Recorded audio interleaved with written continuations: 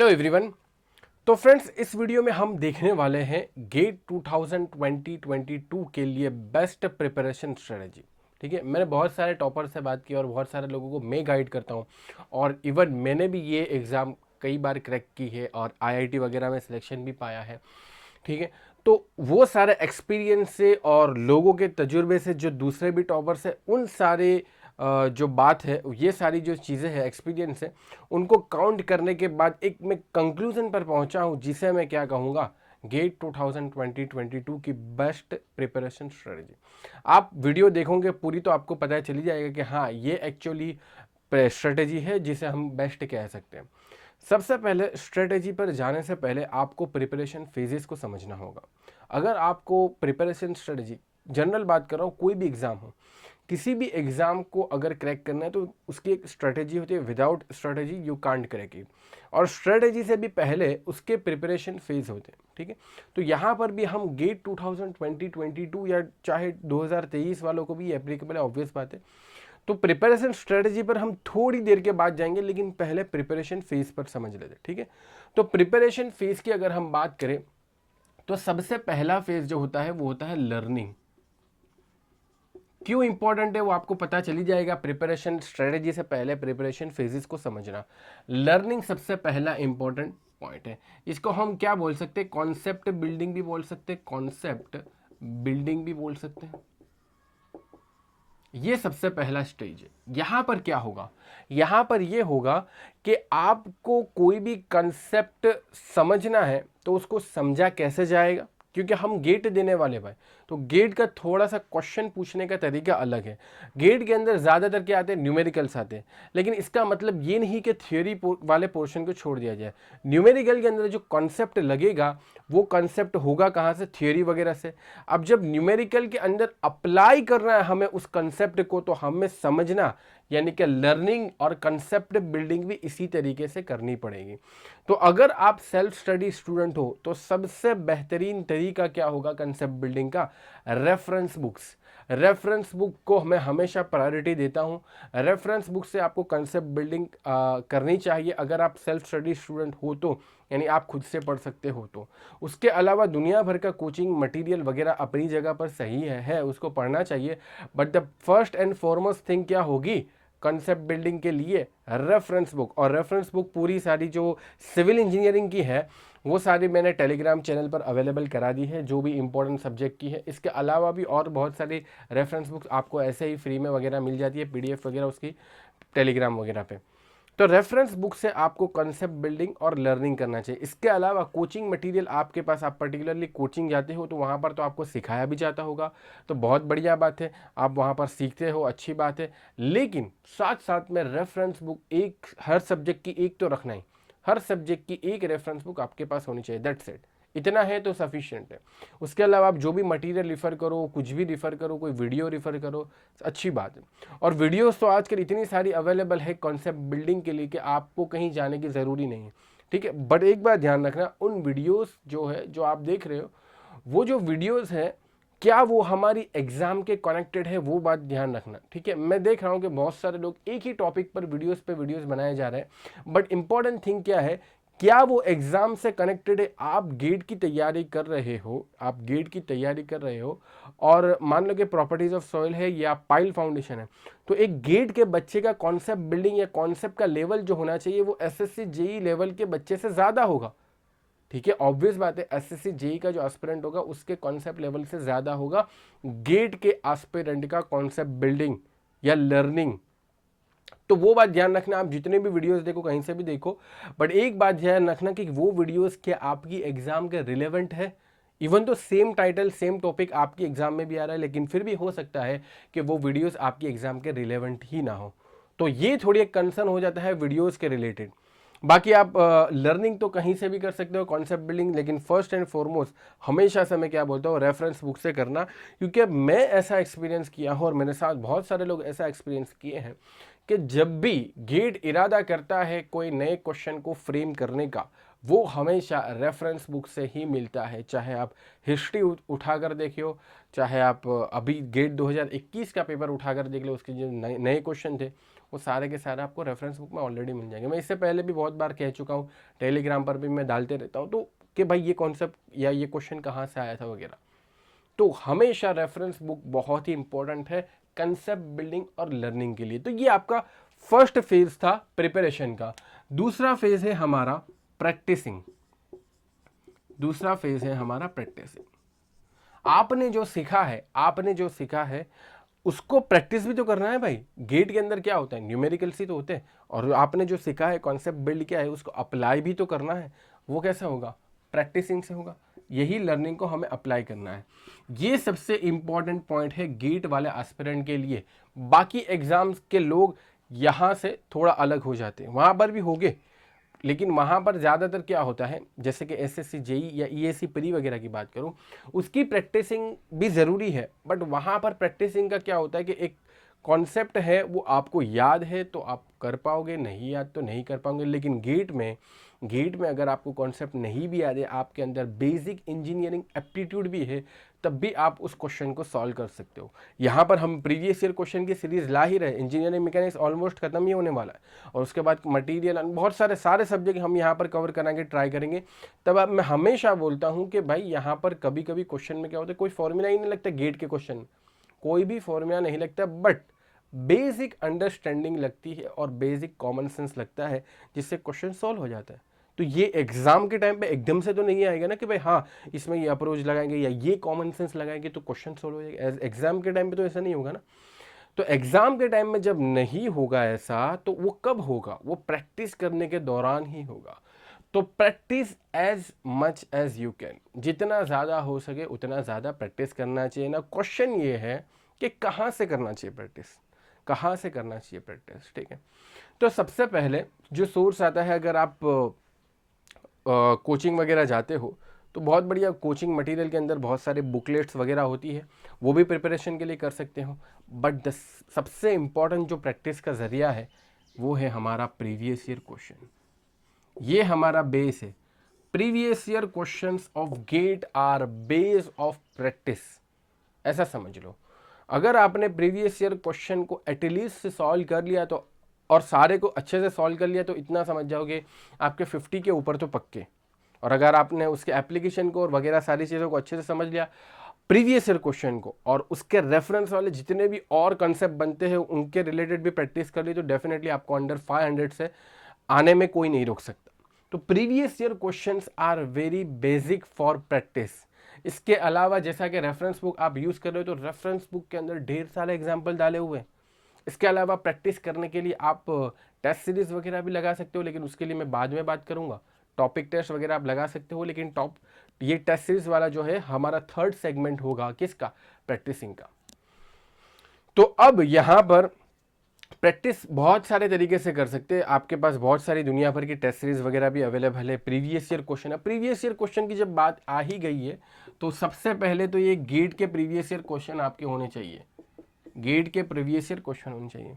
उसके अलावा ESE prelims के क्वेश्चंस भी आपके होने चाहिए। और अगर आपको बहुत ही बेस्ट करना है और अगर आपके पास बहुत ज़्यादा टाइम है, तो मेंस के भी कुछ क्वेश्चंस देख लेना, ईएसई मेंस के। इसके अलावा एसएससी जेई के क्वेश्चन सब मत कर डालना भाई। एसएससी जेई के सब क्वेश्चन करने की नीड नहीं है, ठीक है, सब क्वेश्चन करने की नीड नहीं है। जिसका सिलेबस यानी कि जो portion of syllabus SSC JE और गेट का मैच करता है उतना ही करने की नीड है, ठीक है, एक्स्ट्रा करने की नीड नहीं है। जैसा कि उसके अंदर पेंट वगैरह का पोर्शन भी आता है, तो वो हमारे गेट में नहीं है, तो वो सारी चीज़ें नहीं करनी। इसके अलावा अगर आपके पास और टाइम है तो आप आईएएस के प्रीवियस ईयर क्वेश्चन भी सॉल्व कर सकते हो, पहले होते थे, ठीक है ना, प्रीलिम्स के अंदर वगैरह।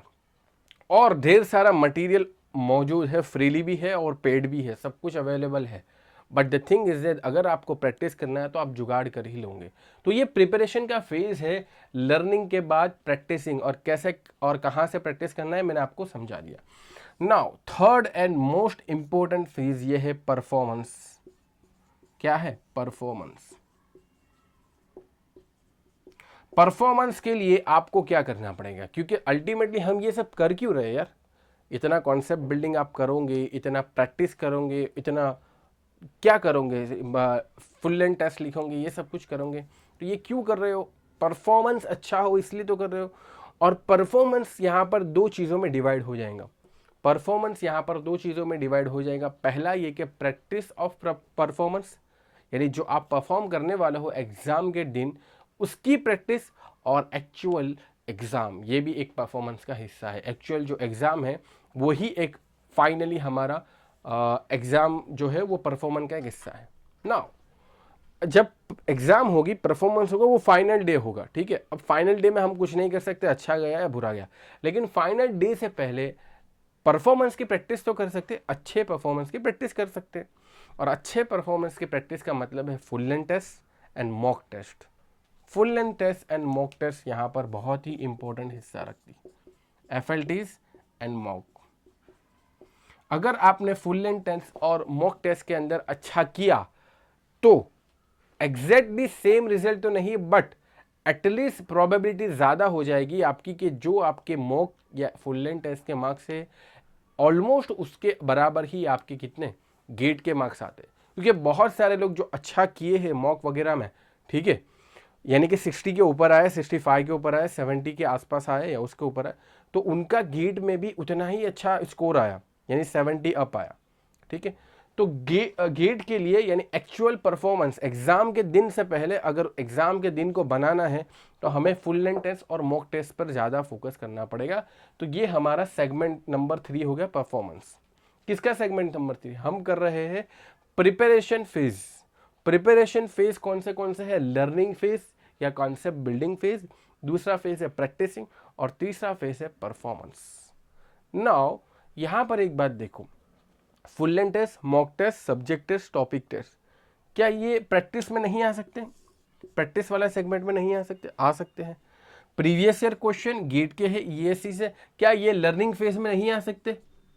क्या इससे भी हमें कुछ लर्निंग हुई? आ सकते, क्यों नहीं आ सकते?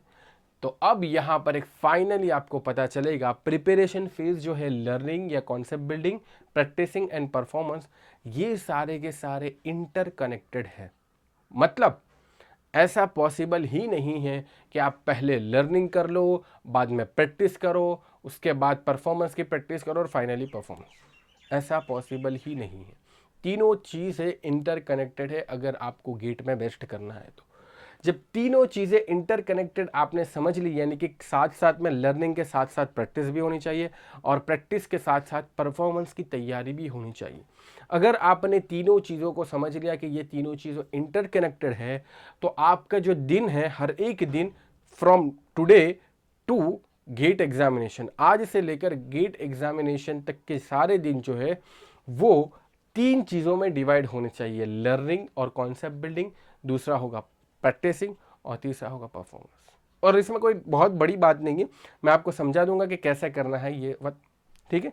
कोई बहुत बड़ी बात नहीं है कि यार कैसे करेंगे, ये तीनों चीज़ों को डिवाइड कैसे करेंगे। बट अभी आपको इतना समझ में आ गया होगा कि प्रिपरेशन स्ट्रेटेजी से पहले हमें प्रिपरेशन फेजेस समझना होगा, अलग अलग फेज, और वो सारे फेज जो है वो इंटरकनेक्टेड है। अब बढ़ते हैं हमारी बात में और आगे। फ्रेंड्स, अब एक बार आपने तीनों फेजेस को समझ लिया, अब बारी आती है कि आपका जो रूटीन है वो कैसा होना चाहिए, ठीक है। अब कोई भी टॉपिक आपने पढ़ा, मान लो कि आपने पढ़ा प्रॉपर्टीज ऑफ सॉइल, ठीक है, ये टॉपिक पढ़ा। अब ये टॉपिक आपने कहीं से भी पढ़ा हो, चाहे आपने कोचिंग से पढ़ा हो, चाहे आपने फ्री वीडियो लेक्चर से पढ़ा हो, चाहे आपने पेड वीडियो लेक्चर से पढ़ा हो, चाहे आपने रेफरेंस बुक से सीखा हो, चाहे कहीं से भी आपने ये प्रॉपर्टीज ऑफ सॉइल पढ़ा, तो ये प्रॉपर्टीज ऑफ सॉइल की नोट्स बन जाने चाहिए जब आपने लर्निंग किया इसको, जब आप अपने प्रिपरेशन फेज के अंदर हो, तो इसके नोट्स बन जाने चाहिए जब आपने ये टॉपिक पढ़ लिया। तो बहुत सारे लोग जो है वो दूसरे के नोट्स के ऊपर डिपेंडेंट रहते हैं। तो हमेशा ध्यान रखना, मैं पहले भी बोल चुका हूँ, अभी फिर से बोलता हूँ कि रैंक तो आपको आपके नोट्स ही दिलाएंगे, रैंक तो आपको आपके नोट्स ही दिलाएंगे। तो नोट्स बनाना बहुत ज़रूरी है, क्योंकि नोट्स के अंदर क्या होता है, इंसान अपनी जब लिखता है ना, तो वो ऐसे तो लिखेगा नहीं, बड़े कंपटीशन के लिए तैयारी कर रहा है, तो वो जो भी लिखता है वो खुद की सोच समझ के साथ लिखता है। जब खुद की सोच समझ के साथ लिखता है तो वो उसके अंदर उतरेगा, और जब वो उसके अंदर उतरेगा यानी कि अंडरस्टैंडिंग क्लियर होगी, तो वो क्वेश्चन भी बना पाएगा। तो जब भी आप कोई भी टॉपिक या कोई भी चीज़ है, बहुत सारे लोग बट ऐसे वीडियो देखते रहते हैं, बहुत सारे वीडियो देखते रहते हैं, उसके नोट्स नहीं बनाते।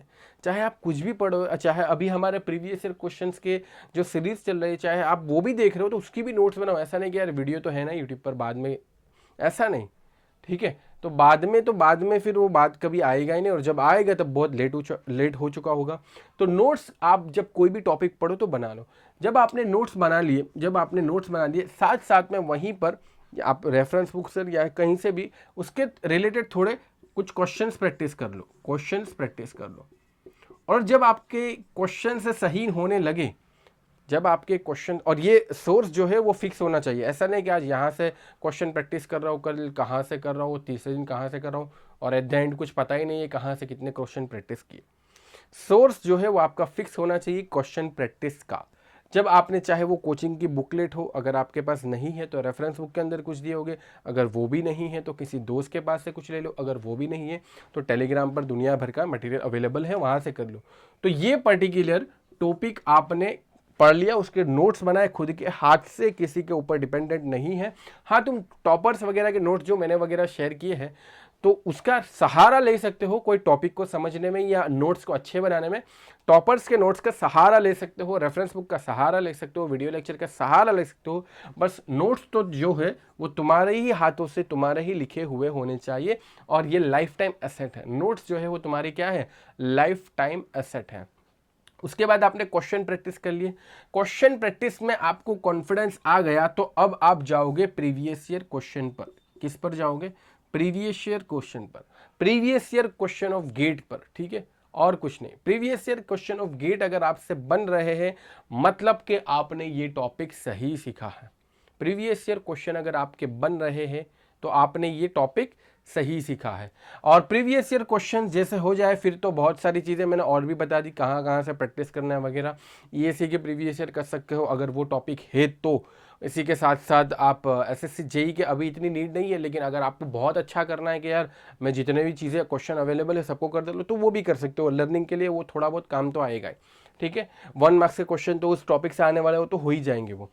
तो प्रीवियस ईयर क्वेश्चन कर लिया आपने, फिर क्या करोगे, अगर आपने किसी टेस्ट वगैरह को बाय किया है तो टॉपिक टेस्ट करके एक सेगमेंट होगा, और ये जो टॉपिक आपने कंप्लीट किया ये टॉपिक टेस्ट के सेगमेंट में है, तो आप टॉपिक टेस्ट दे दो। क्या करोगे, टॉपिक टेस्ट दे दो, टॉपिक टेस्ट दे दो, ठीक है, टॉपिक टेस्ट दे दो। और यहाँ तक अगर आपकी गाड़ी सही रही, यानी टेस्ट में मार्क्स भी आ रहे हैं, प्रीवियस ईयर क्वेश्चन भी सॉल्व हो रहे हैं, ये आपने एक्स्ट्रा जो क्वेश्चंस किए वो भी सॉल्व हो रहे हैं, नोट्स भी बना रही, ये सारे अगर आपके पर्टिकुलर टॉपिक के लिए सही रही, ठीक है, तो आपका ये टॉपिक अब हो गया करेक्ट, ये हो गया अब प्रिपेयर मोड में, ठीक है। ये टॉपिक प्रॉपर्टीज ऑफ सॉइल अब प्रिपेयर मोड में चला गया है, बाकी मोड में नहीं रहा, जो है ना रिमेनिंग पोर्शन, वो मोड में नहीं रहा, ठीक है। तो अब ये प्रॉपर्टीज ऑफ सॉइल एकदम तगड़ा बन चुका है, इसके नोट्स भी बन चुके हैं, समझकर अंडरस्टैंडिंग, इसके ऊपर क्वेश्चन भी प्रैक्टिस हो चुके हैं, इसके प्रीवियस ईयर क्वेश्चन भी हो चुके हैं, इसके ऊपर टॉपिक टेस्ट भी हो चुकी है। ऐसे ही करते करते आप पूरा सब्जेक्ट खत्म करोगे। ये सॉइल मैकेनिक्स का टॉपिक है, तो सॉइल मैकेनिक्स कंप्लीटली आप क्या करोगे, खत्म कर डालोगे सॉइल मैकेनिक्स, ठीक है।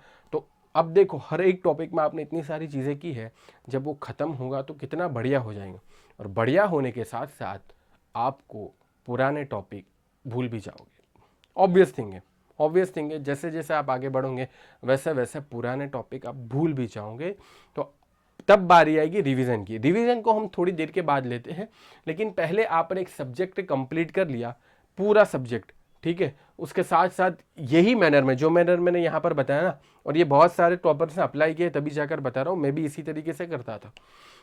नोट्स बनाए, क्वेश्चन सॉल्व किए, प्रीवियस ईयर क्वेश्चन पर भाई ज़्यादा ध्यान देना, इसको अच्छे से करना, ठीक है। एक तो होता है प्रीवियस ईयर क्वेश्चन सॉल्व करना, और दूसरा होता है प्रीवियस ईयर क्वेश्चन को समझकर सॉल्व करना, उसके पीछे एक्चुअल अंडरस्टैंडिंग को जानकर सॉल्व करना। अभी मैं देख रहा हूँ बहुत सारे लोग प्रीवियस ईयर क्वेश्चन तो सॉल्व कर रहे हैं, बट वो कैसे कर रहे हैं, क्वेश्चन देखते हैं, सॉल्यूशन देख लेते हैं और फिर हाँ हाँ हाँ अच्छा ये सॉल्यूशन तो आना ही वाला था।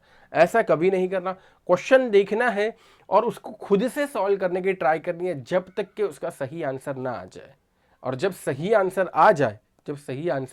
आ जाए, तब उसको मानना है कि हाँ ये मैंने खुद से सॉल्व किया। और अगर सही आंसर नहीं आता तो सॉल्यूशन की तरफ ना देखते हुए उसके रिलेटेड कॉन्सेप्ट को देखे, रेफरेंस बुक में देखे या कहीं से और समझे, बट डायरेक्टली सॉल्यूशन पर न जाए, खुद से सॉल्यूशन बनाने की ट्राई करे। और ये प्रोसेस में आपका जो रिक्वायरमेंट है, जो थिंकिंग रिक्वायरमेंट है, वो थॉट प्रोसेस जो रिक्वायर है क्वेश्चन को, नए क्वेश्चन को सॉल्व करने की, वो इंप्रूव होगी, वो इंक्रीज होगी। इसलिए मैं ये कहता हूँ कि प्रीवियस ईयर क्वेश्चन को डायरेक्टली ना सॉल्व करते हुए खुद से सोचा जाए और उसके बाद इसको अच्छे से समझ कर सॉल्व किया जाए। तो इस तरीके से अगर आपने पूरा सब्जेक्ट खत्म कर लिया, उसके बाद एक होता है सब्जेक्ट टेस्ट। ठीक है, सब्जेक्ट टेस्ट होती है भाई। तो सब्जेक्ट टेस्ट सभी लोग दे देंगे, उसके बाद पूरा सब्जेक्ट अगर खत्म हो जाए, इसके अंदर अगर मार्क्स अच्छे आ गए, अगर आपके मार्क्स अच्छे आ गए, और सब्जेक्ट टेस्ट ऐसे ही मत दे देना भाई, थोड़ा रिवीजन अच्छे से कर देना। क्योंकि एक बार आपने टेस्ट दे दी ना, फिर वो ऐसा नहीं होगा कि चलो यार फिर से दे दो करके, वो एक बार दे दी वो गई। ठीक है, ऐसा हो सकता है 2-3 सेगमेंट, वो एक भी टेस्ट आपकी विदाउट प्रिपरेशन नहीं होनी चाहिए। मैं ये कहता हूँ एक भी जो टेस्ट है, मॉक टेस्ट वगैरह, एक भी आपकी विदाउट प्रिपरेशन नहीं हुई। सब्जेक्ट टेस्ट से पहले प्रिपरेशन करोगे अच्छे से, उसके बाद टेस्ट दोगे। अगर अच्छे मार्क्स आ रहे हैं तो सब्जेक्ट आपका ओके है, आप नेक्स्ट सब्जेक्ट पर जा सकते हो। नेक्स्ट सब्जेक्ट पर जाते हुए फिर यही प्रोसीजर फॉलो करोगे, और वो पुराने सब्जेक्ट को कैसे रिवाइज करना है वो हम रिविजन स्ट्रेटेजी में देखेंगे। अभी लेकिन सब्जेक्ट कैसे खत्म करना है वो मैं बता रहा हूँ। सब्जेक्ट टेस्ट अगर ओके नहीं है, सब्जेक्ट टेस्ट में अच्छे मार्क्स नहीं आए, तो क्या करो, तो फिर से जो जो टॉपिक आपके वीक है उसको फिर से एक बार बढ़िया करोगे, अच्छे करोगे।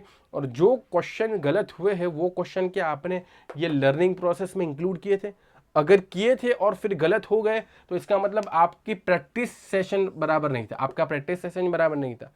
और अगर कॉन्सेप्ट ही आपने इंक्लूड नहीं किया तो आप जहां से कॉन्सेप्ट ले रहे हो वो सोर्स आपका बराबर नहीं है। और अगर आपका ये भी बराबर है, क्वेश्चन का लर्निंग प्रोसेस भी बराबर है, ये भी बराबर था कि यार आपने प्रैक्टिस भी अच्छा किया था, फिर भी गलत हो गया, तो फिर एक नया पॉइंट आता है, वो है सिली मिस्टेक। और सिली मिस्टेक का बहुत ढेर सारा चांस है, एक्चुअल गेट में होने का भी, प्रैक्टिस के दौरान होने का भी, टेस्ट के दौरान होने का भी। तो सिली मिस्टेक को अभी से पॉइंट आउट करते हुए उसके एक अलग लिस्ट बनाया जाए कि आप कहाँ पर गलती करते हो, क्या गलती करते हो। जैसे कि मैं अपनी बात बताऊं तो मैं 10 मीटर को जब mm में कन्वर्ट करता था तो मैं हमेशा 10 मीटर को 1000 mm लिखता था, 10 मीटर को 1000 mm लिखता था। लेकिन हकीकत में क्या होता है, 10 मीटर कितना होता है हकीकत में?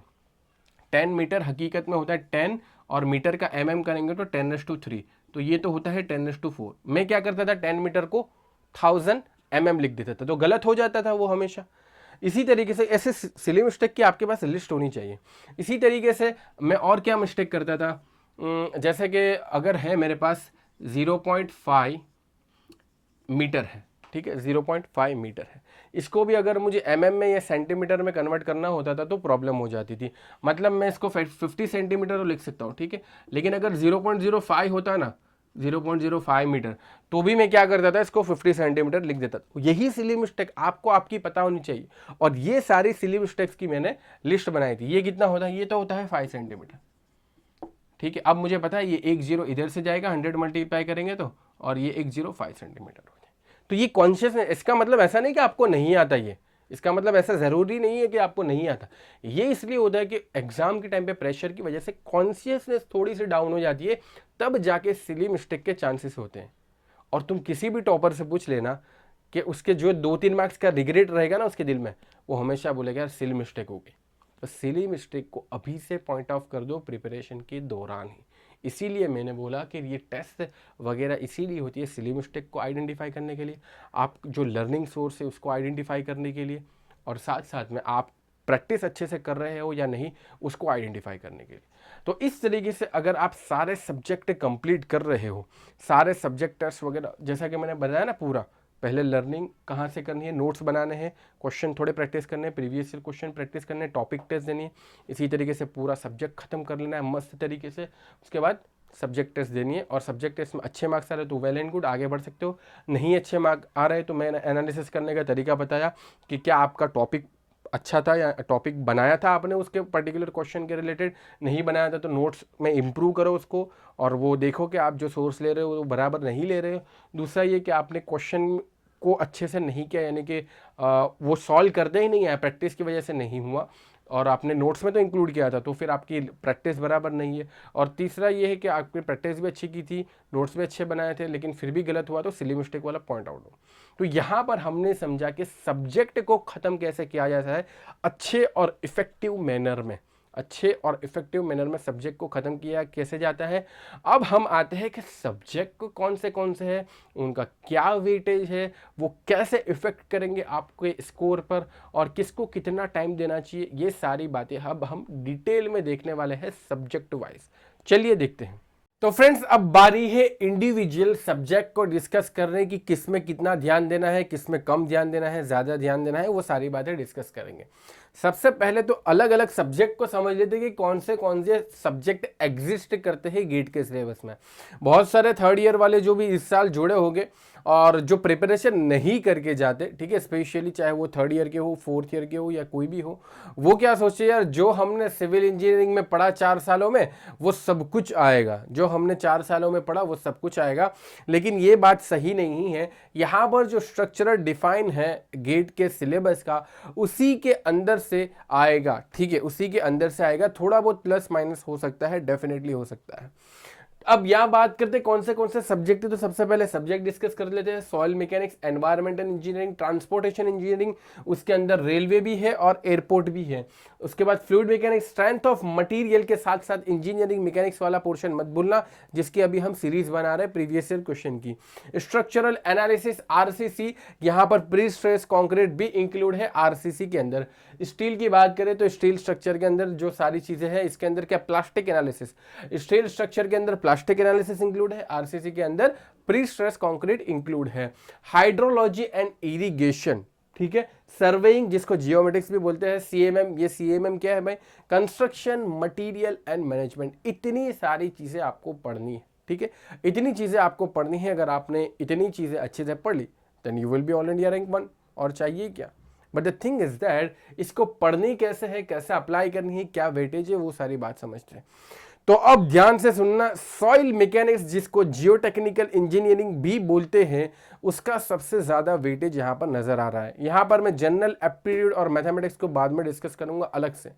तो सॉइल मैकेनिक्स जिसका सबसे ज़्यादा वेटेज है, चाहे वो गेट हो चाहे कोई भी एग्जाम हो, लेकिन गेट के अंदर हम पर्टिकुलरली बात कर रहे हैं गेट की स्ट्रेटेजी की, तो सॉइल मैकेनिक्स के अलावा कोई ये नहीं सोच सकता कि मैं एग्जाम देने जाऊं, क्योंकि soil mechanics approximately 14 to 15 marks का हर साल हर सेट के अंदर आता है, ठीक है, अप्रोक्सीमेटली 14 to 15 मार्क्स का सॉइल मैकेनिक्स, या तो कह दो जियोटेक्निकल इंजीनियरिंग।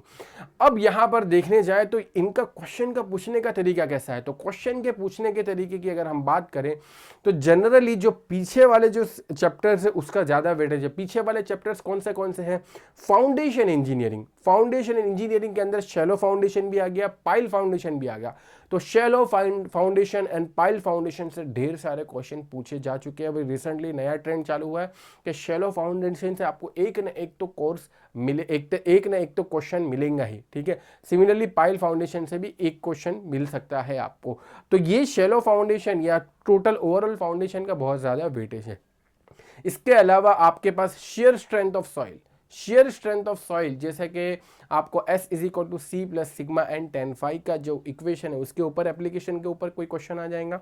इसके अलावा आपके पास वो sigma 1 is equal to sigma 3 tan square alpha plus twice C tan alpha के ऊपर क्वेश्चन आ जाएगा। इसके अलावा बात करें हमारे पास तो एक है अर्थ प्रेशर, अर्थ प्रेशर के ऊपर भी दुनिया भर के क्वेश्चन पूछे जाते हैं, खास करके 2 मार्क्स के इनोवेटिव क्वेश्चन जो गेट 2020-21 के अंदर भी पूछे गए थे। इसके अलावा प्रॉपर्टीज ऑफ सॉइल और आगे इंडेक्स प्रॉपर्टीज की बात करें, इफेक्टिव स्ट्रेस वगैरह की बात करें, तो वहां से भी बहुत बेहतरीन क्वेश्चन फ्रेम किए जाते हैं। 1 मार्क्स के क्वेश्चन होते हैं प्रॉपर्टीज ऑफ सॉइल से, जनरली 1 मार्क्स के क्वेश्चन पूछे जाते हैं। बेसिक आपको पूछ लेगा, वो हर साल पूछे जाते हैं। आप 2021 का क्वेश्चन पेपर उठाकर देख लो, 2020 का देख लो, 2019 का देख लो। गामा डी फाइंड आउट करने का पूछा गया था 2019 के अंदर। इसी तरीके से आगे आपके पास इंडेक्स प्रॉपर्टीज से क्वेश्चन आ गए हर साल एक, ठीक है, वो हाई प्लास्टिक क्ले, ठीक है। CH के ऊपर आ गया था क्वेश्चन, 2019 में ही आ गया था, 2020 में भी इस टाइप का क्वेश्चन आया, ठीक है। क्लासिफिकेशन ऑफ सॉइल के ऊपर क्वेश्चन आया, तो वहां से 1 मार्क्स के क्वेश्चन आगे आगे से बनते हैं। उसके बाद बीच का पोर्शन आता है इफेक्टिव स्ट्रेस परमिएबिलिटी वाला, वहां से भी अच्छे क्वेश्चन, और परमिएबिलिटी से एक क्वेश्चन जरूर मिलेगा भाई, परमिएबिलिटी से लिख कर ले लो, एक क्वेश्चन हमेशा मिलेगा परमिएबिलिटी और इफेक्टिव स्ट्रेस से, चाहे वो कोई भी पेपर हो, चाहे वो कोई भी सेट हो, परमिएबिलिटी से क्वेश्चन जरूर मिलता है, ठीक है। तो वो वाले सारे चीज़ें हम सॉइल मैकेनिक्स में आपको अच्छे से आनी चाहिए। मतलब ओवरऑल कहने का मतलब ये है कि सॉइल मैकेनिक्स को आप निगलेक्ट नहीं कर सकते, उसको अच्छे से पढ़ना ही चाहिए। वैसे तो अगर आपको अच्छा रैंक चाहिए या आपका कोई अच्छा गोल है जिसको अचीव करना है, तो सारे सब्जेक्ट यहाँ पर जो लिस्ट आउट किए हैं वो सब के सब अच्छे होने चाहिए। लेकिन स्पेशली अगर आपको थोड़े बहुत भी मार्क्स अचीव करने हैं, एटलीस्ट क्वालिफाई वगैरह होना है, तो भी आप सॉइल मैकेनिक्स को छोड़ नहीं सकते। आपके पास 13, 14 या 15 मार्क्स के अराउंड इसका वेटेज है, ठीक है, मतलब बहुत ज़्यादा वेटेज है। उसके बाद आएगा इन्वायरमेंटल इंजीनियरिंग। इन्वायरमेंटल इंजीनियरिंग का भी काफ़ी अच्छा वेटेज है, ठीक है। अब नॉइस पॉल्यूशन वाला पोर्शन निकाल दिया गया है, एयर पॉल्यूशन अभी भी एग्जिस्ट करता है। उसके अंदर आता है water treatment, waste water treatment.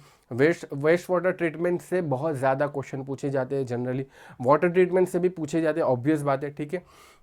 1 marks के क्वेश्चन पूछे जाते हैं, 2 मार्क्स के क्वेश्चन पूछे जाते हैं। वेस्ट वाटर में क्या है कि वेस्ट वाटर से क्वेश्चन बहुत ज़्यादा पूछे, और सबसे इंपॉर्टेंट जो मैंने अभी एनालिसिस किया कि पिछले 3-4 साल से इन्होंने ज़्यादा फोकस किया है सॉलिड वेस्ट मैनेजमेंट के ऊपर।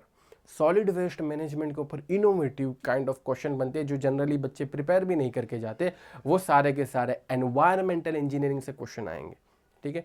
एयर पॉल्यूशन के ऊपर 2021 में बहुत बढ़िया क्वेश्चन पूछे गए थे, कुछ थियोरेटिकल टाइप क्वेश्चन भी पूछे गए थे। सिमिलरली सॉलिड वेस्ट के ऊपर पे तो हर साल पूछे ही जाते हैं, तो वो वाला पोर्शन आपका अच्छा होना चाहिए। बाकी वाटर ट्रीटमेंट की आप तैयारी करोगे तो वेस्ट वाटर ट्रीटमेंट इतना कुछ टफ नहीं है। वाटर और वेस्ट वाटर पर वो लगता है कि गेट वाले आप कंटाल गए बार बार क्वेश्चन पूछकर, ठीक है। तो अब वो थोड़ा इनोवेटिव होते जा रहे हैं, जो अलग अलग टॉपिक की जगह सॉलिड वेस्ट है वहाँ से थोड़ा टफ क्वेश्चन निकालने की ट्राई करते हैं, एयर पोल्यूशन से थोड़ा टफ क्वेश्चन निकालने की ट्राई करते हैं इस बार, जैसा कि 2021 में देखा गया। तो वाटर एंड वेस्ट वाटर में थोड़े मार्क्स जो है वो फिक्स होते हैं कि भाई इस टाइप के क्वेश्चन आएंगे, ठीक है। सेडिमेंटेशन टैंक से क्वेश्चन आएगा, ठीक है, आपको वो सेटलिंग वेलोसिटी से क्वेश्चन आएगा, टर्मिनल वेलोसिटी या सेटलिंग वेलोसिटी से क्वेश्चन आएगा, ठीक है। तो ये सारे एनवायरमेंटल चीज़ में, एनवायरमेंटल इंजीनियरिंग के अंदर कुछ प्री डिफाइंड चीज़ें जो हमेशा पूछी जाती हैं और कुछ ऐसी चीज़ें जो नई हैं। तो एनवायरमेंटल इंजीनियरिंग को आपको इस तरीके से प्रिपेयर करना है ताकि वो सारे टॉपिक कवर हो जाए, और प्रीवियस ईयर क्वेश्चन जब सीरीज चलेगी एनवायरमेंटल इंजीनियरिंग की तो आपको पता चलेगा कि बहुत सारा रिपीटेशन देखने को मिलता है एनवायरमेंटल इंजीनियरिंग में। उसके बाद आता है ट्रांसपोर्टेशन इंजीनियरिंग, बहुत ही आसान। ट्रांसपोर्टेशन इंजीनियरिंग का वेटेज भी लगभग 10 to 11 मार्क्स का है, ठीक है, 10 to 11 मार्क्स का है, कभी कभी 8 मार्क्स का ही पूछा जाता है, बट जनरली 10 मार्क्स के एवरेज पकड़ सकते हैं। एनवायरमेंट का भी 10 के आसपास का एवरेज पकड़ सकते हैं। तो ट्रांसपोर्टेशन के अंदर क्या है कि रेलवे है और एयरपोर्ट है, और इन्होंने अभी क्या किया है, जैसा कि मैं ऑब्जर्व कर पा रहा हूं कि रेलवे और एयरपोर्ट को पहले क्या था कि निग्लिजिबल था, छोड़ देते थे, क्वेश्चन पूछा नहीं पूछा सब कुछ एक बात, बट अब रेलवे या तो एयरपोर्ट से एटलीस्ट 1 क्वेश्चन ये फ्रेम करने की ट्राई करते हैं। चाहे आप 2020 का पेपर देख लो, 2021 का पेपर देख लो, रेलवे से आया था, रेलवे के अंदर का एक क्वेश्चन था, 2020 के अंदर एयरपोर्ट से क्वेश्चन आया था, उससे 2019 के अंदर भी एयरपोर्ट वगैरह से क्वेश्चन आया था और रेलवे का भी क्वेश्चन आया था, और 2018 में भी देख लो। आपको रेलवे और एयरपोर्ट को निगलेक्ट नहीं करना है अगर आप ट्रांसपोर्टेशन की तैयारी कर रहे हो। बाकी अगर ट्रांसपोर्टेशन पर्टिकुलरली बात करें तो जियोमेट्रिक्स डिज़ाइन है, उसके बाद हमारे पास पेवमेंट मटेरियल, पेवमेंट डिज़ाइन है, पेवमेंट मटेरियल से, उसके बाद ट्रैफिक इंजीनियरिंग सबसे इंपॉर्टेंट है ट्रांसपोर्टेशन के अंदर है ट्रैफिक इंजीनियरिंग। ट्रैफिक इंजीनियरिंग से बहुत इनोवेटिव क्वेश्चन पूछे जाते हैं, तो ट्रैफिक इंजीनियरिंग वाला पोर्शन सबसे मजबूत रखना, ठीक है। बाकी सारे भी कर रहे हैं, और रेलवे और एयरपोर्ट को निगलेक्ट मत करना, उससे एक क्वेश्चन बढ़िया जरूर आएगा, हर बार आता है और जरूर आएगा रेलवे और एयरपोर्ट से, 2022 हो चाहे 2023 हो। फ्लूइड मैकेनिक्स सबसे इनोवेटिव, और जनरली हम सिविल इंजीनियर यहाँ पर कंटाल आता है यार फ्लूइड मैकेनिक्स के अंदर क्या क्वेश्चन पूछ लेते, बट फ्लूइड मैकेनिक्स के अंदर ओपन चैनल फ्लो से जनरली बहुत ज़्यादा क्वेश्चन पूछे जाते हैं, मतलब कि बहुत ज़्यादा मतलब ये कि फ्रिक्वेंटली पूछे जाते हैं, मतलब ऐसा कभी बहुत रेयर में हुआ है कि रिसेंटली कि फ्लूइड मैकेनिक्स को पेपर में अवॉइड किया गया, ऐसा नहीं हुआ। तो रिसेंटली अभी ओपन चैनल फ्लो का ज़्यादा क्रेज है, तो ओपन चैनल फ्लो वाले को अच्छा रखना अगर आप अच्छा स्कोर करना चाहते हो। बाकी फ्लूइड प्रॉपर्टीज़ है, और सबसे इंपॉर्टेंट बात क्या है पता है फ्लूइड मैकेनिक्स के अंदर, बर्नौली इक्वेशन का एप्लीकेशन। आप कोई भी पेपर उठाकर देख लो, आप कोई भी पेपर उठाकर देख लो, सेट 1 देख लो, सेट 2 देख लो, कोई भी ईयर का देख लो, बर्नौली इक्वेशन का एप्लीकेशन आपको देखने को ही मिलेगा। किसके अंदर? फ्लूइड मैकेनिक्स से रिलेटेड बर्नौली इक्वेशन का आपको एप्लीकेशन देखने को मिलेगा। पाइप फ्लो के अंदर वो फ्रिक्शन हेड लॉस का एप्लीकेशन देखने को मिलेगा। चाहे कोई भी पेपर उठाकर देख लो, जनरली बर्नौली इक्वेशन और पाइप फ्लो के अंदर फ्रिक्शन हेड का एप्लीकेशन वहां पर आएगा ही। आप जितना अभी हम फ्लूइड मैकेनिक्स की सीरीज भी बनाएंगे तो आपको आइडिया आ जाएंगे कि क्या रिपीटेशन है, बट इसका मतलब ये नहीं कि सेम टू सेम क्वेश्चन, वो इनोवेटिव क्वेश्चन बना रहे हैं। मैंने देखा कि फ्लूइड मैकेनिक्स के अंदर थोड़े इनोवेटिव टाइप ऑफ क्वेश्चन बना रहे जो जनरली बच्चों ने पहले कभी नहीं देखे हो। इस टाइप के क्वेश्चन फ्रेम किए जाते हैं फ्लूइड मैकेनिक्स के अंदर। बात करते हैं उसके बाद strength of material plus engineering mechanics. Strength of material और इंजीनियरिंग मैकेनिक्स को मैंने कंबाइन इसलिए किया कि क्योंकि दोनों को साथ में लेकर चलना जरूरी है। पहले आपको इंजीनियरिंग मैकेनिक्स करना चाहिए, ठीक है, बेसिक उसके अंदर मैकेनिक्स आपको आने चाहिए, फ्रिक्शन है, उसके अलावा रिएक्शन है, रिजोल्यूशन ऑफ फोर्सेस है। वो आप अगर बेसिक इंजीनियर भी हो ना सही मायने में, तो आपको इंजीनियरिंग मैकेनिक्स वैसे भी आ जाएगा। कोई फॉर्मूला याद रखने की नीड नहीं है। जैसा कि अभी हम सीरीज़ बना रहे हैं तो उसमें भी मैं बोल रहा हूँ कि यार इंजीनियरिंग मैकेनिक्स में क्या है, कोई फॉर्मूला इतने नहीं है, सिर्फ और सिर्फ बेसिक अंडरस्टैंडिंग है और इंजीनियरिंग एप्टीट्यूड है, बस। ये क्या है, एक तरीके से इंजीनियरिंग एप्टीट्यूड है, इंजीनियरिंग मैकेनिक्स।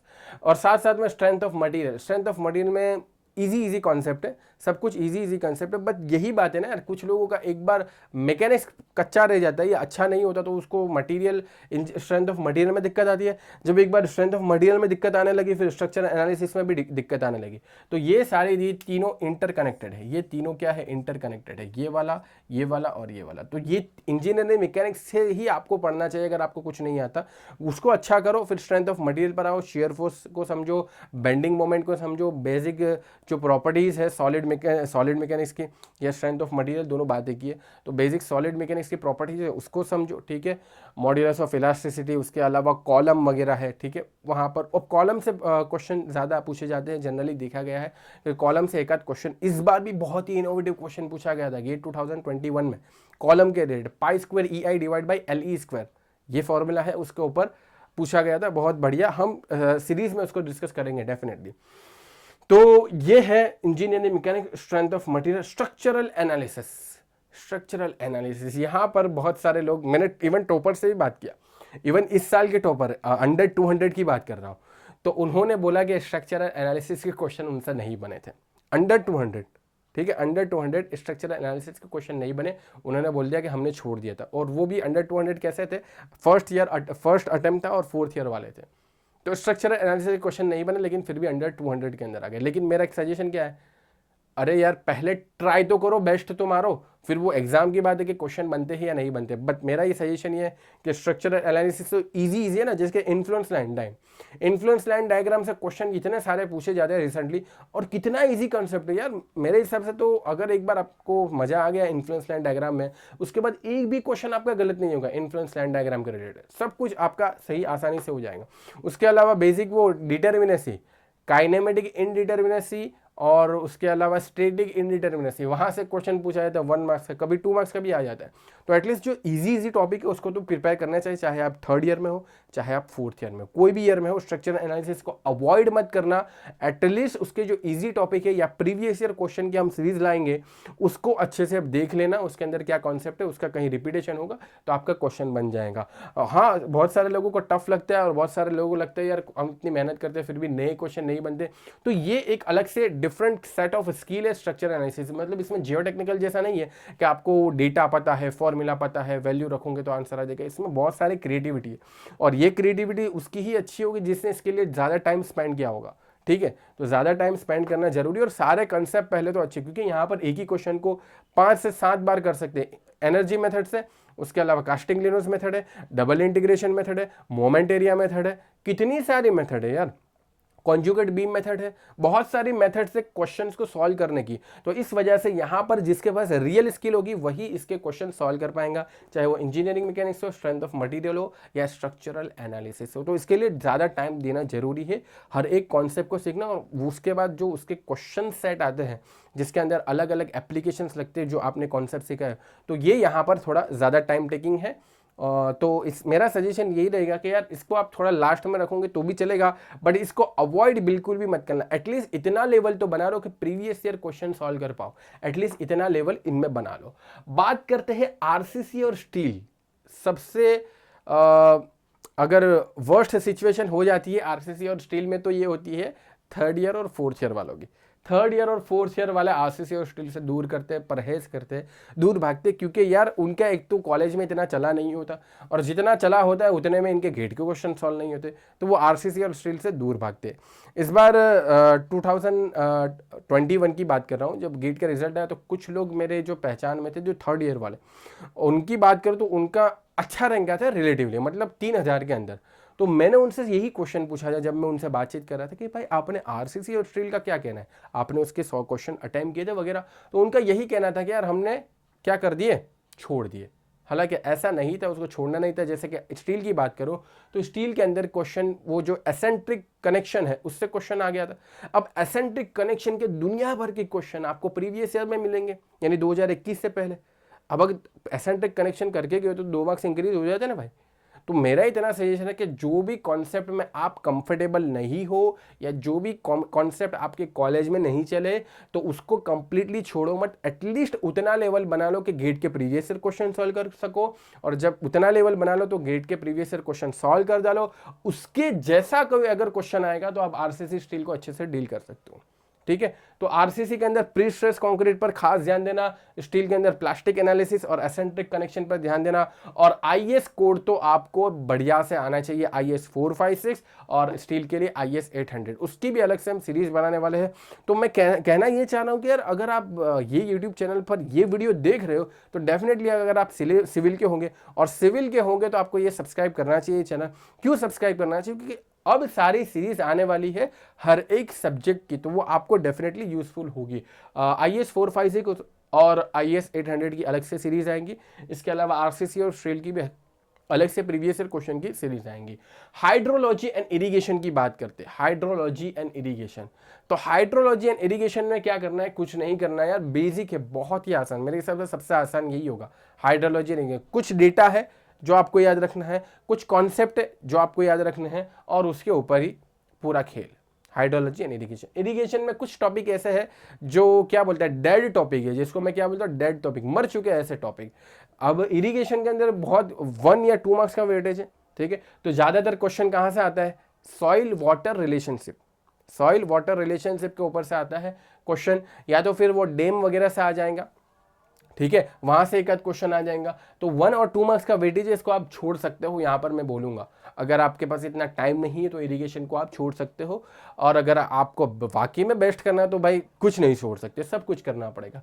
सर्वेइंग, जिसको जियोमेट्रिक्स भी बोलते हैं, ये तो भाई अगर आप नहीं पढ़ के भी गए तो भी क्वेश्चन हो जाएगा, ऐसा है सर्वेइंग। ठीक है, हाँ इतना है कि आपके पास इंजीनियरिंग एप्टीट्यूड होना चाहिए, वही बात है। ठीक है, और थोड़े बहुत कॉन्सेप्ट है, थोड़ा अच्छे से समझ लेना। ट्रिग्नोमेट्रिक लेवलिंग पर क्वेश्चन पूछे गए थे, इवन 2020 में आफ्टरनून सेशन में देखना 2 क्वेश्चन पूछे गए थे, दोनों 2 मार्क्स के, दोनों के दोनों ट्रिग्नोमेट्रिक लेवलिंग से आ गए थे।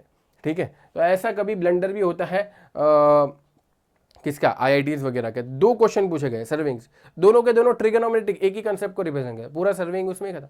एक एक्स्ट्रा क्वेश्चन पूछा था, वो अलग कंसेप्ट था, बट ये है कि सर्विंग के अंदर ऐसा होता है कि यार एक ही कॉन्सेप्ट से हो सकता है 2 सिर्फ सर्वेइंग के नहीं, एक बार किसके अंदर, ट्रांसपोर्टेशन के अंदर भी ऐसा होता है 2019 में अंदर।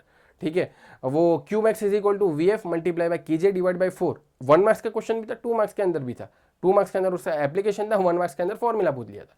तो ऐसा होता है आईआईटी में कभी कभी, क्योंकि होता है कि वो पेपर को छुपाने के चक्कर में उनको रिव्यू नहीं कर पाते होंगे और इस टाइप के ब्लंडर हो जाते हैं। इवन आईआईटी दिल्ली ने तो 6 मार्क्स का गलती किया था, 6 मार्क्स का मार्क्स टू ऑल मिला था सेट 2 वाले को 2020 में। ठीक है, 6 मार्क्स का मार्क्स टू ऑल कौन करता है भाई? तो फिर उन्होंने पेपर को बनाया ही क्यों जब 6 मार्क्स का मार्क्स टू ऑल करना था। ठीक है, ये थोड़ी नेगेटिव बात हो गई, लेकिन अब हम यहाँ पर फोकस करते हैं जो हम बात कर रहे थे कि सर्विंग के अंदर बहुत ही आसान है यार। बल्कि अगर आप ऐसा हो कि थर्ड ईयर में हो और अगर आपको लग रहा है मुझे बहुत टफ लग रहा है गेट वगैरह ये, तो स्टार्ट करो सर्विंग से। सर्विंग से आसान कुछ नहीं है, सर्विंग से आसान सिविल इंजीनियरिंग में मुझे नहीं लगता कुछ है। ठीक है, तो सर्विंग से स्टार्ट करो। इसके अंदर बहुत सारे ऐसे टॉपिक है जो बहुत ही आसान है यार। थोड़ा डेटा है, थोड़े फॉर्मूला है, थोड़े कंसेप्ट है और रिपीटेटिव कंसेप्ट है। रिपीटेटिव कंसेप्ट है, कंपास सर्विंग से क्वेश्चन आता है। उसके बाद कहाँ से क्वेश्चन आता है, ट्रिगोनोमेट्रिक लेवलिंग से क्वेश्चन आता है। प्लान टेबल से कभी कभी आ जाता है, प्लेन टेबल सर्विंग है ना, वहाँ से आ जाता है। इसके अलावा और क्वेश्चन जो आते हैं हमारे पास थियोडोलाइट वगैरह से, ठीक है, अब वो भी इंक्लूड हो जाता है कंपास सर्विंग में या तो ट्रिगोनोमेट्रिक लेवलिंग में। तो मतलब गिने चुने 2-4 टॉपिक ऐसे मिलेंगे जो यहाँ पर आपको सर्विंग में रिपीट हो गए। सर्विंग की भी सीरीज बनाएंगे, उसमें आपको पता चल जाएगा कि क्या रिपीट हो रहा है, क्या रिपीट नहीं हो रहा। कंस्ट्रक्शन मटेरियल एंड मैनेजमेंट, बहुत सारे लोग क्या करते हैं भाई, इसको छोड़ देते हैं। इवन इस बार के अंडर 1000 टॉपर की बात कर रहा हूँ मैं। कंस्ट्रक्शन मटेरियल मैनेजमेंट दोनों सेट 1 में और सेट 2 में भर भर के पूछा गया था। कंस्ट्रक्शन मटेरियल एंड मैनेजमेंट दोनों के अंदर आपके पास क्रिटिकल टाइम वाला क्वेश्चन था, जिसके अंदर आपको टेबल दिया गया था, नेटवर्क डायग्राम आपको बनाना था और क्रिटिकल टाइम निकालना था दोनों के अंदर। पर कर ही नहीं पाए बहुत सारे लोग, क्योंकि वो नए थे और उन्होंने बोला कि कंस्ट्रक्शन मटेरियल मैनेजमेंट तो आता नहीं है, छोड़ दो। इसके अलावा कंस्ट्रक्शन मटेरियल की बात करें तो टिम्बर से क्वेश्चन पूछा गया था सेट 2 के अंदर। सेट 1 के अंदर भी कुछ इस टाइप के क्वेश्चन पूछे गए थे, ठीक है, जिप्सम वगैरह का कोई क्वेश्चन पूछा गया था। मतलब कहने का ये कि कंस्ट्रक्शन मटेरियल एंड मैनेजमेंट को आईआईटी बॉम्बे ने सीरियसली लिया और उससे अच्छे लेवल के क्वेश्चन पूछे गए। कंस्ट्रक्शन मटेरियल एंड मैनेजमेंट, इनमें उन्होंने ये क्वेश्चन भी पूछ डाले 2021 में जो सिलेबस में भी नहीं थे, ऐसे क्वेश्चन भी पूछ डाले। और ऐसे क्वेश्चन भी पूछ डाले जो उन्होंने जस्ट सिलेबस से बाहर निकाले थे, जैसा कि टिम्बर, ठीक है। और उसके अलावा वो आईसी वाला फॉर्मूला है, उसके ऊपर भी उन्होंने क्वेश्चन पूछ डाला था सेट 2 के अंदर। तो कंस्ट्रक्शन मटेरियल एंड मैनेजमेंट के बारे में मैं ये कहूँगा कि ये एरिया अभी तक आईआईटीज़ ने ठीक से एक्सप्लोर नहीं किया। पहली बात तो ये कि ये रिसेंटली 2016 से ही आया है और 2016 से आने के बाद भी इसको ज़्यादा वेटेज, ज़्यादा भाव नहीं मिला। 1 या 2 मार्क्स के क्वेश्चन पूछे गए। जब 1 या 2 मार्क्स के क्वेश्चन पूछे गए, इतने सारे प्रीवियस ईयर क्वेश्चन नहीं है। जब इतने ही सारे प्रीवियस ईयर क्वेश्चन नहीं, तो इनके पास अब बहुत सारा वेराइटी हो जाती है नए नए क्वेश्चन पूछने का। तो मेरा ये सजेशन है कि भले आप इसको लेट से करो या देर से करो या लास्ट में करो, बट इसको जब करो तो थोड़ा सा डिटेल में करना, फायदे में रहोगे। मैं हमेशा बोलता हूँ कंस्ट्रक्शन मटेरियल एंड मैनेजमेंट ये क्रिटिकल बन जाएगा जब ये 1 मार्क्स से लेकर 3 मार्क्स का आ जाएगा। तो हमने यहाँ पर सारे सब्जेक्ट डिटेल में डिस्कस कर लिए। अब हम रिवीजन स्ट्रेटेजी को डिस्कस करेंगे डिटेल में। बात करते हैं रिवीजन स्ट्रेटेजी की। रिवीजन स्ट्रेटेजी जो मैं बता रहा हूं वो बहुत इफेक्टिव रहने वाली है। बहुत सारे लोगों ने एक्सपीरियंस किया है और यहाँ पर कुछ जो पॉइंट मैं बताने वाला हूँ वो मेरे सेल्फ डिस्कवर्ड है। रिवीजन 2 तरीके से होना चाहिए। कोई भी कंपटीशन के अंदर रिवीजन की बात आती है तो 2 तरीके से होना चाहिए। पहला तो है फास्ट रिवीजन, ठीक है, पहला तो है फास्ट रिवीजन और दूसरा होना चाहिए स्लो रिवीजन। स्लो रिवीजन बोलना सही नहीं रहेगा, इसको हम बोलेंगे डिटेल रिवीजन। क्या बोलेंगे? डिटेल्ड, ठीक है। अब ये दोनों का अलग अलग फायदा होगा। क्या फायदा होगा, कब करना है, कब फास्ट रिवीजन करना है, कब स्लो रिवीजन करना है, ठीक है, और कितनी देर करना है, ये सारी बातें हम यहाँ पर डिस्कस करेंगे। फास्ट रिवीजन क्यों करना है ये बात ध्यान रखना। फास्ट रिवीजन इसलिए करना है क्योंकि मान लो कि आपका सब्जेक्ट खत्म हुआ सॉइल मैकेनिक्स, उसके बाद स्ट्रेंथ ऑफ मटेरियल, उसके बाद हो गया सर्वे, उसके बाद हो गया एनवायरमेंटल, उसके बाद हो गया आपका ट्रांसपोर्टेशन। अरे भाई ढेर सारे सब्जेक्ट पे सब्जेक्ट खत्म हो रहे, पिछला कुछ याद भी है कि नहीं याद? और नहीं ही याद रहेगा अगर आप फ्रीक्वेंटली पीछे जो कंसेप्ट आपने पढ़ लिए उसको रिवाइज नहीं करोगे। तो यहां पर फास्ट रिवीजन के लिए एक चीज बनाते हैं, हम सभी को पता होगा, शॉर्ट नोट्स। क्या बनाते हैं? शॉर्ट नोट्स, ठीक है, शॉर्ट नोट्स बनाते हैं। मेरा ऐसा पर्सनल सजेशन है कि 10 से 11 पेज मात्र में हर एक सब्जेक्ट खत्म हो जाना चाहिए, ठीक है, 10 से 11 पेज में, ठीक है। अब बहुत सारे लोग शॉर्ट नोट्स का मतलब ये समझते हैं कि ओरिजिनल नोट को छोटे छोटे हैंडराइटिंग से लिख देते, वो बोलते हैं ये हमारे शॉर्ट नोट्स। ओरिजिनल जो आपकी नोट्स है उसको छोटे छोटे हैंडराइटिंग में नहीं लिखना है, बल्कि ओरिजिनल नोट से उससे ऐसे कॉन्सेप्ट उठाने हैं जो कि बेस है और उसी बेस को याद रखते हुए आप कोई भी आगे का कंसेप्ट याद रख सकते हो। इसको बोलते हैं शॉर्ट नोट्स। ठीक है, तो शॉर्ट नोट्स के बारे में एक अलग से वीडियो बनाऊंगा कि वो कैसे बनाते हैं और सिविल इंजीनियरिंग की शॉर्ट नोट्स कहाँ से मिलेगी और कौन से पॉइंट शॉर्ट नोट्स में इंक्लूड करने चाहिए, वो हम अलग से बनाएंगे उसकी वीडियो। अभी मैं इतनी बात करता हूँ कि फास्ट रिवीजन जो होती है वो शॉर्ट नोट्स के थ्रू होती है और short notes consist of 10 to 11 pages of each subject. ठीक है, तो अब जब सब आप धीरे धीरे आगे बढ़ रहे हो और फास्ट रिवीजन करना है, मतलब एक वीक में, मैं तो क्या करता था आपको बता रहा हूँ, अगर आपको करना हो तो नहीं करना, आपको करना हो तो करना, नहीं तो नहीं करना। एक वीक में एक पूरी साइकिल चलनी चाहिए, जितने हमने 10-12 सब्जेक्ट देखे उसकी, एक वीक में पूरी साइकिल चल जानी चाहिए 10-12 सब्जेक्ट की कंप्लीटली। ठीक है, तो वो एक वीक में मैं पूरी साइकिल चला लेता था। साइकिल चला लेता मतलब 10 से 12 सब्जेक्ट रिवाइज हो जाते थे फास्ट रिवीजन मेथड से। फास्ट रिवीजन यानी कि शॉर्ट नोट्स के थ्रू 10 से 12 सब्जेक्ट। उससे क्या रहता था कि यार हर वीक अपना हर सब्जेक्ट हो रहा है फास्ट मैनर में, हर वीक में अपना हर सब्जेक्ट हो रहा है, तो अपने को थोड़ा रहता था यार हाँ इस वीक में अपना सब कुछ हो गया, कोई टेंशन वाली बात नहीं, कुछ भूले नहीं। ठीक है, तो हर सब्जेक्ट के लिए एक आप अपनी एक पीरियड टाइम जो है कंप्लीटली आप बना लो कि भाई मुझे जो है 15 दिन के अंदर सारे सब्जेक्ट खत्म करने हैं। तो 15 दिन की एक आपकी साइकिल बन गई। तो 15 दिन के अकॉर्डिंग आप अपना डेटा प्लान कर लो कि 15 दिन के अंदर फास्ट रिवीजन के थ्रू मैं पूरा सिलेबस कंप्लीट कर लूंगा। और फिर शुरुआत में आप 1 मंथ रख सकते हो, 1 मंथ के बाद आप 15 डेज कर सकते हो, 15 डेज के बाद आप 7 डेज कर सकते हो, 7 डेज के बाद आप 3 डेज कर सकते हो, 3 डेज के बाद एग्जाम के जस्ट पहले दिन 1 डे कर सकते हो। तो फास्ट रिवीजन की जो पीरियड ऑफ टाइम है उसको आप घटा सकते हो ग्रेजुअली, धीरे धीरे। ठीक है, क्योंकि एग्जाम के पहले ऐसा तो होगा नहीं कि आप पूरा सब कुछ रिवाइज कर लो। तो वो फास्ट रिवीजन मेथड अगर आपने शुरुआत में ज़्यादा टाइम रखा होगा और ग्रेजुअली कम करते करते लास्ट में 1 डेज आ गया, तो आप एक दिन पहले पूरा सिलेबस फास्ट रिवीजन के मेथड से कंप्लीट कर सकते हो। इसलिए फास्ट रिवीजन बहुत जरूरी है थ्रू शॉर्ट नोट्स। बात करते हैं डिटेल्ड रिवीजन। डिटेल्ड रिवीजन इसलिए जरूरी है क्योंकि फास्ट रिवीजन के अंदर बहुत सारी चीज़ें छूट जाती। जैसे कि फास्ट रिवीजन के अंदर आप क्या करते होंगे, छोटे छोटे जो आपने बेस कंसेप्ट बना लिए, जैसा कि मैंने बोला ना शॉर्ट नोट्स के अंदर हम बेस कंसेप्ट बनाते हैं या कुछ गलतियों की लिस्ट बनाते हैं, वो सारी चीज़ें ही रखते होंगे। लेकिन डिटेल रिवीजन के अंदर हम सब कुछ इंक्लूड करेंगे। डिटेल रिवीजन के अंदर हम नोट्स इंक्लूड करेंगे, डिटेल रिवीजन के अंदर हम प्रीवियस ईयर क्वेश्चन इंक्लूड करेंगे, डिटेल रिवीजन के अंदर हमने जो फुल लेंथ टेस्ट दी है ये सब इंक्लूड करेंगे डिटेल रिवीजन के अंदर। और इसका एक अच्छा सा अलग प्लान होना चाहिए कि 1 मंथ के अंदर एटलीस्ट 1 मंथ के अंदर मैंने 2 to 3 subject detail wise complete होने चाहिए। और इसके अंदर भी टाइम धीरे धीरे कम करते रहना है। आप सितंबर या अक्टूबर के आसपास हो तो आपका 1 मंथ के अंदर 3 सब्जेक्ट टू डिटेल रिवीजन, तो सही बात। फिर उसके बाद धीरे धीरे आगे बढ़ते हो, टाइम उसका भी घटाना चाहिए। ठीक है, तो अब मैं क्या करता था, यहाँ पर सब्जेक्ट लिखा होता था, मेरा सब्जेक्ट नेम होता था, और उसके बाद जैसा मेरी नोट्स कंप्लीट होती थी नोट्स के ऊपर टिक मार्क करता था। प्रीवियस ईयर कंप्लीट हुआ, प्रीवियस ईयर के ऊपर टिक मार्क करता था। टेस्ट कंप्लीट हुई, रिवीजन टेस्ट का कंप्लीट हुआ, उसके ऊपर टिक मार्क करता था। ऐसे ऐसे सारे जो सब्जेक्ट है वो खत्म होते थे, टिक मार्क लगते जाते थे, और ये दीवार के ऊपर ही चिपका देता था कि मुझे याद रहे कि यार मुझे रिविजन भी करना है। बहुत सारे लोग कैसा हो जाए पता है, आगे भाग और पीछे छोड़, ऐसा होता है कि आगे भागते रहते सिर्फ और सिर्फ कॉन्सेप्ट कवर करते रहते और पीछे का भूलते जाते। तो ऐसा नहीं करना है, हमको इतना ही आगे भागना है जितना हम पीछे का याद रख सके। ये बात हमेशा ध्यान रखना, उतना ही आगे भागना है जितना हम पीछे का याद रख सकते।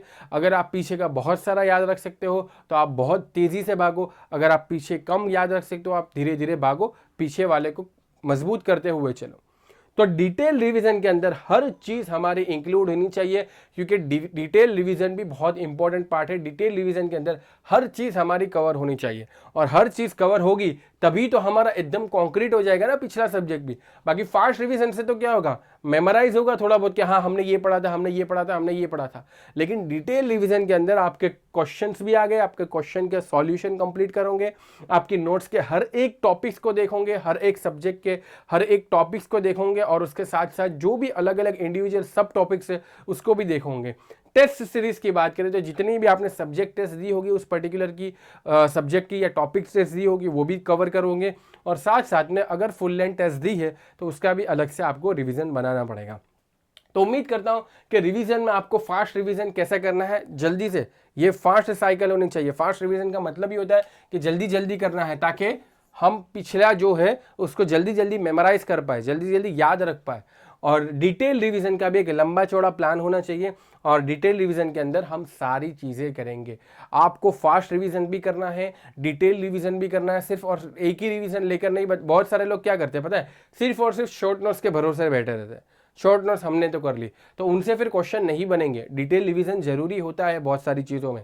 बहुत सारे पैरामीटर्स हम भूल जाते हैं जो हम शॉर्ट नोट्स में इंक्लूड नहीं करते, और बहुत सारे लोग सिर्फ डिटेल रिवीजन के भरोसे बैठे होते हैं। एक महीने में एक सब्जेक्ट रिवीजन करेंगे और बोलेंगे यार एक ही सब्जेक्ट रिवाइज हुआ। अरे एक ही हो गया ना, फास्ट रिवीजन नाम की भी कोई चीज़ होती है। तो आपको यहाँ पर फास्ट रिवीजन भी करना है, डिटेल रिवीजन भी करना है। उसका प्लान आप आपके अकॉर्डिंग बना सकते हो, लेकिन दोनों के अंदर एक फिक्स अमाउंट ऑफ टाइम के अंदर एक साइकिल कंप्लीट होनी चाहिए, फास्ट रिवीजन की भी और डिटेल रिवीजन की भी। क्योंकि अभी तो एक दो सब्जेक्ट को तो प्रॉब्लम नहीं होगा, जब ज़्यादा सब्जेक्ट हो गए ना तब आपको इसका इंपॉर्टेंट पता चलेगा, फास्ट रिवीजन का भी और स्लो रिवीजन का भी। तो उम्मीद करता हूं कि रिवीजन के मामले में अब आपकी क्लियरिटी हो चुकी होगी। अब हम बढ़ते हैं आखिरी पड़ाव यानी कि टेस्ट सीरीज पर।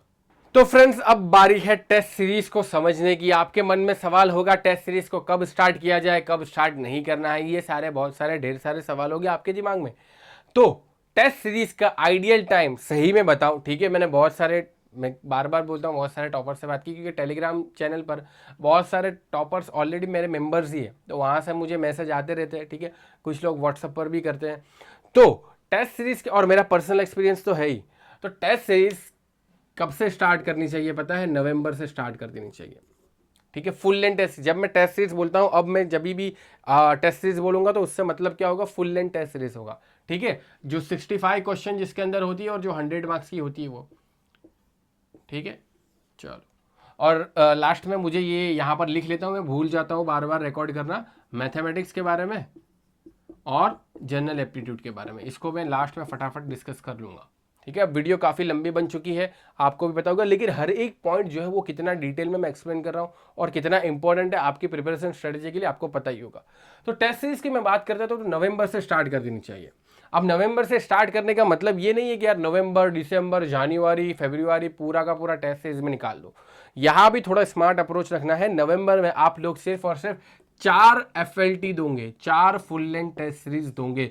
चाहे आपका सिलेबस 60% खत्म हुआ हो, चाहे आपका 80% खत्म हुआ हो, चाहे आपका 50% खत्म हुआ हो, लेकिन नवंबर के अंदर आप 4 फुल लेंथ टेस्ट सीरीज दे ही दोगे।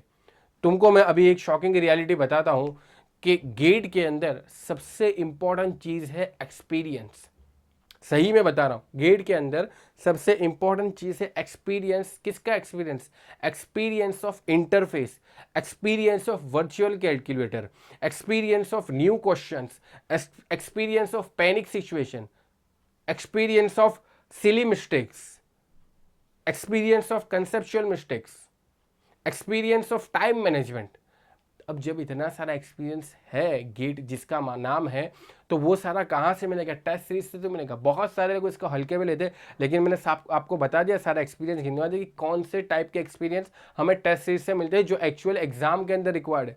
Interface, calculator, conceptual mistake, silly mistake, time management, सब कुछ टेस्ट सीरीज से तो पता चलेगा। तो टेस्ट सीरीज को हल्के में क्यों लेना? तो टेस्ट सीरीज आपका जितना भी परसेंटेज खत्म हुआ हो सिलेबस नवंबर तक, आप 4 फुल लेंथ टेस्ट दोगे, सिर्फ और सिर्फ नवंबर के अंदर 4 ही देनी है। उन चारों को अच्छे से एनालिसिस करना है। और इसका फ्रीक्वेंसी क्या होगी भाई?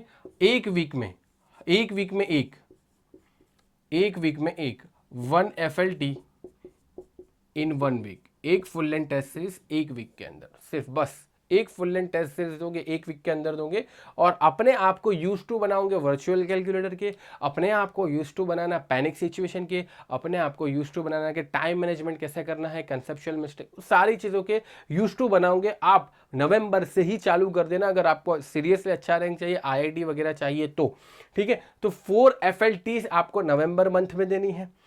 उसके बाद दिसंबर मंथ के अंदर ये जो अमाउंट 4 है ये डबल हो जाएगा। दिसंबर मंथ के अंदर ये अमाउंट हो जाना चाहिए 8 FLTs।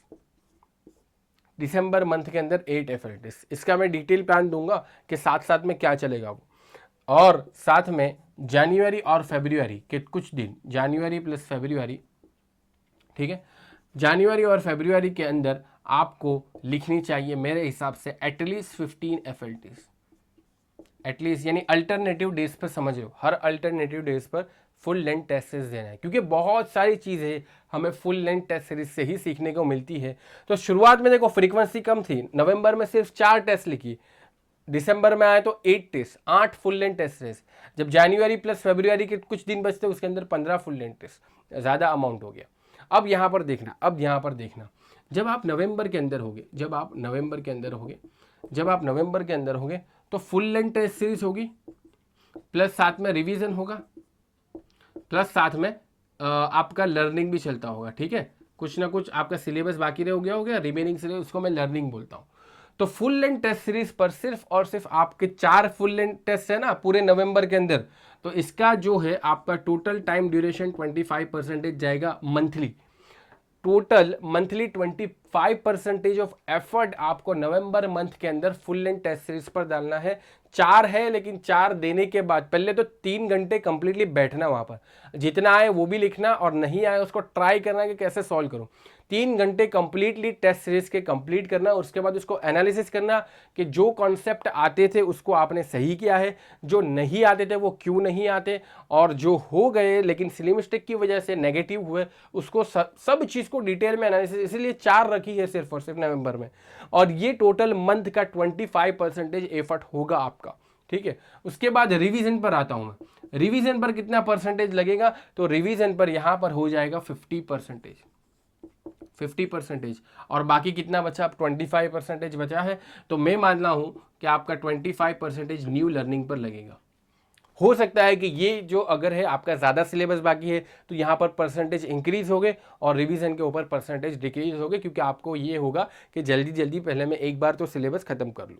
ठीक है, बट मैं ऐसा मानता हूँ कि ऐसी सिचुएशन ही मत आने देना कि नवंबर तक आप लटकते रहो, आपका 30% 40% सिलेबस हुआ है और आप ख्वाब देख रहे हो IIT में और PSU वगैरह में जाने के। ठीक है, तो नवंबर तक आपका एटलीस्ट 60% के ऊपर तक सिलेबस खत्म हो जाना चाहिए। और यहाँ पर डिस्ट्रीब्यूशन मैंने बता दिया, FLTs के अंदर 25% एफर्ट लगेगा अगर आप 4 FLTs अच्छे से करते हो, उसको एनालिसिस में करते हो। रिवीजन के अंदर ऑलमोस्ट 50% लगेगा, ज़्यादा आपके सब्जेक्ट खत्म हो गए और एक्स्ट्रा लर्निंग जो बचेगी वो थोड़ी बहुत बचेंगी, उसके ऊपर भी एफर्ट लगाना है। दिसंबर के अंदर यहाँ पर हमारे पास FLTs होगी, प्लस रिवीजन होगा और प्लस लर्निंग होगी।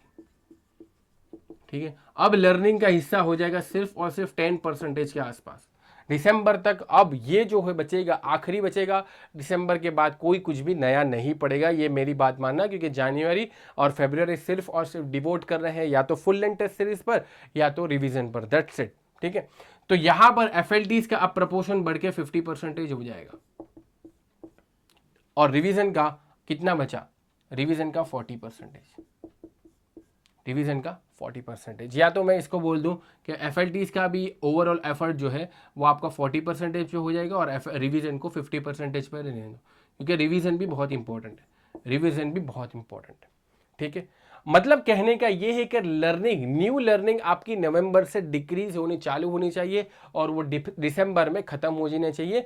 मेन जो आपको फोकस करना है वो फुल लेंथ टेस्ट और रिवीजन पर करना है एंड मौके पर, और जब जनवरी और फरवरी आएगा, जब जनवरी और फरवरी आएगा तो न्यू लर्निंग्स को हटा देना, सिर्फ और सिर्फ आपकी फुल लेंथ टेस्ट सीरीज बचनी चाहिए, प्लस रिवीजन होना चाहिए, that's it. Full length test और रिवीजन ही होना चाहिए आपका जनवरी और फरवरी में, तभी आप अपना बेस्ट दे पाओगे। क्योंकि गेट एग्जाम में, क्योंकि तुम सोचो यार कितना सारा, आपको कितने सारे सब्जेक्ट कर रहे हैं, इतने ज़्यादा सब्जेक्ट आपको कवर करने हैं, तो ऑब्वियस बात है कि उसका रिवीजन भी ज़्यादा लगेगा। और यहाँ पर तो फुल लेंथ टेस्ट का अमाउंट देखो 15 कर दिया है, और पुरानी टेस्ट भी तो रिवीजन करनी है।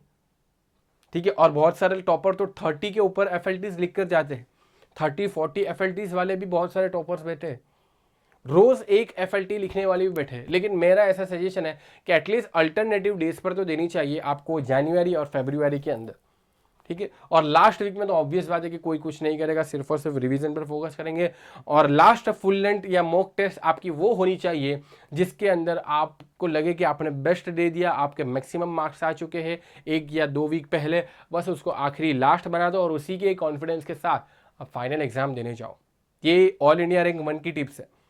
ऑल इंडिया रैंक 1 की टिप्स से कि भाई लास्ट फुल लेंथ के अंदर आपके मैक्सिमम मार्क्स आ जाने चाहिए। और जब 1-2 वीक पहले कोई FLT ऐसी निकल जाए एकदम बढ़िया, जिसके अंदर आपके 75 के ऊपर या 80 के आसपास आ गए या 80 के भी ऊपर आ गए, उसको आप लास्ट मान दो और उसी के कॉन्फिडेंस से जाओ एग्जाम देने, तो डेफिनेटली बहुत फ़ायदा होगा। तो यहाँ पर हमने टेस्ट सीरीज़ का एक शेड्यूल भी बना लिया कि नवंबर से मिनिमम बोल रहा हूँ भाई, अगर जल्दी करनी है तो बहुत अच्छी बात है, लेकिन कम से कम नवंबर से स्टार्ट करनी चाहिए। शुरुआत में 4 दो, फिर बाद में उसका फ्रिक्वेंसी बढ़ाओ, दिसंबर में 8 करो और जनवरी में तो ज़्यादा ही कर दो, अल्टरनेटिव डेज ही कर दो।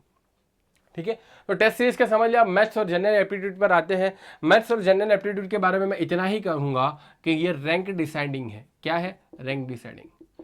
जितने भी अंडर 500 के अंदर मेरी बात हुई, अंडर 500 के अंदर जितने भी लोगों से बात हुई, या तो उनके यहाँ पर मैथ्स और जनरल एप्टीट्यूड में फुल मार्क्स थे, या तो उनके 90% मार्क्स थे मैथ्स और जनरल एप्टीट्यूड को मिला के। 90% मार्क्स। मैथ्स आपको पता है 12 से 15 मार्क्स का आएगा, ठीक है। जनरल एप्टीट्यूड के 15 मार्क्स फिक्स है, जनरल एप्टीट्यूड के 15 मार्क्स फिक्स। और जनरल एप्टीट्यूड मुझे नहीं लगता यार हम इंजीनियर्स को कोई टफ लगने वाला है, क्योंकि यहाँ पर जनरल एप्टीट्यूड बहुत ही आसान पूछा जाता है।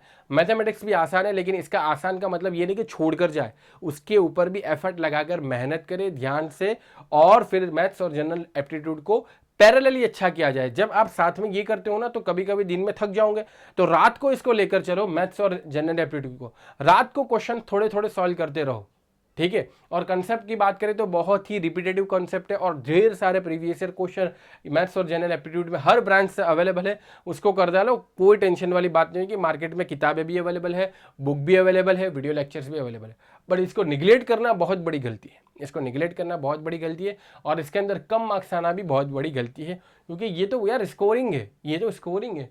हाँ, कभी आप बोल दो कि यार स्ट्रक्चर एनालिसिस में नहीं मार्क्स आ रहे तो कंसिडर किया जाता है।